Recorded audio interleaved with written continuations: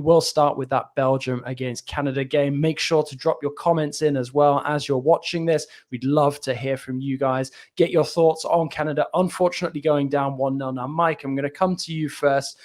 Obviously heartbreaking in many ways because Canada did perform so well. They managed to go toe-to-toe with Belgium for the most part of it. There were some questionable decisions, obviously, denied by Thibaut Courtois' brilliance, for that penalty. I'm not going to say it was the best spot kick I've ever seen from Fonzie, but it was, disappointing, but also, like Nigel said, at the same time, kind of heartening. It must be like quite conflicting feelings for the CONCACAF contingent. This is a Canadian team that's unapologetic about how they play. This was a big part of their success in CONCACAF qualification. They are end-to-end stuff, their ability to hit you on the counter. What I loved about them, they used one of their strengths, getting the ball forward to that dynamic front three. Alphonso Davies, I wasn't sure where he was going to start. Great decision to start him at that left wing back position to put him in this 3-4-3 system, but getting that ball forward to the likes of Tejan Buchanan and Jonathan David, Alphonso Davies with a free roll to underlap or overlap. It caused the Belgians a lot of troubles. And one of your Villa guys, Den Donker, not a natural center back. They went after him time and time again. It was just the final end product in the box that was missing. On the PK, Jonathan David, why is he not taking that penalty kick? And Nigel, you mentioned it in the group chat, and I think a bunch of us did. What was your take on that moment? I honestly can't answer that. I don't know. I think. Well, hold on, guys. Just to add some context, I think if I recall correctly from seeing on Twitter, Jonathan David has taken 9 of 12 penalties successfully. That's a pretty good return, considering that was Davies' first penalty, certainly for the Canadian national team. I was just going to say, look, I think for me, what makes me so happy about what I saw from Canada is I'm probably sure that they're the lowest ranked team in this FIFA World Cup this year. Just guessing that they're probably the lowest ranked team. They play Belgium, supposed to be the second ranked team in the world. That for me is not a performance that Belgium, that Roberto Martinez can say he is proud of or happy with what he sees. That is a very poor performance by Belgium. But on the other hand, it was an incredible performance by Canada. I think that's what people have to understand. When you go younger, when people talk about youth and enthusiasm, the energy, the lack of fear, just going after it, that's what we saw from Canada. But at the same time, I always say you have to have that balance. Experience plays a big part. At times, against better teams, better oppositions, they'll be picked apart because you can see at times where they were vulnerable, but the enthusiasm that they showed, the energy, the desire to close down, win the ball back, and also not just winning the ball back, but being comfortable in possession to pass and move that ball, showing a bit of arrogance, which is what I loved about it. I thought it was a great display by Canada. I really think they'll win more games than losing more. And also what I liked is the aggression in pressing. They pressed high. They didn't sit back to show Belgium a tremendous amount of respect, which we've seen before in this World Cup sometimes.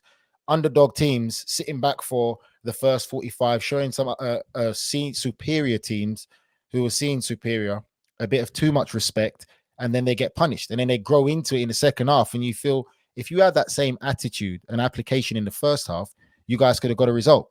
And I think the reality of it, you look at it as well, is I always say this, and for listeners listening, goals change games. Trust it from players that have been on the pitch, regardless of how the game is going and flowing. Goals can change the magnitude of a soccer match or football match in an instant. If Canada were to convert that penalty, I believe Canada would have gone on to win that game. The momentum, everything was in Canada's favor. And that is what we say about being clinical.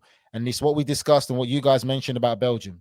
You talk about Courtois being one of the best goalkeepers in the world. And you also talk about Kevin De Bruyne. And I don't know if you guys noticed it, but I saw a very, very frustrated Kevin De Bruyne. And I know he doesn't believe this Belgian team are going to go far. They got the job done.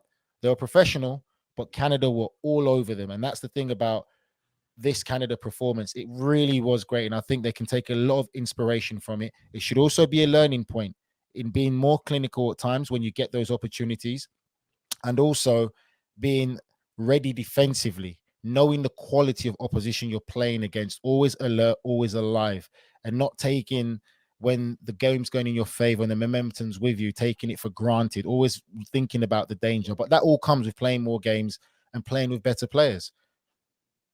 Oh, definitely kudos to Canada for the performance, and we'll come back to that in a minute. But sticking with Belgium for a minute, Mike, do we have an argument here that Roberto Martinez is perhaps holding this team back? Because yes, we know it's not the Belgium of previous years. They had the golden generation, they had the opportunity, the shot at silverware, but it kind of feels like this talented group of players has kind of been wasted a little bit by not just Roberto Martinez now, but also Mark Wilmots. I mean, okay, I guess we can sort of mitigate that argument by saying that, Martinez has had some relative success with them, given the run at the 2018 World Cup and all of that. But considering that, this is a Belgian side that was talked up to win silverware, hasn't done so, and is putting in, really pedestrian performances like this, not to take anything away from Canada, but, kind of underwhelming performances given the caliber of player that they have available to them.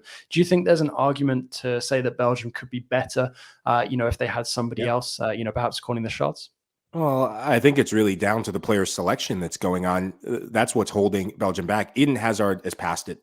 This time at Real Madrid has been an absolute failure, and there's tons of reasons for that. His diet, his attitude, and really his focus on the game. He's not the same Eden Hazard that we've seen just absolutely dominate the English Premier League. And once he went to Madrid, got the big money move, that held him back. And hey, football is a business at the end of the day, so make your money, but you still have to perform. When it comes to the Belgian national team, there is a new generation of players. I think of Trossard at Brighton having an amazing start to the season.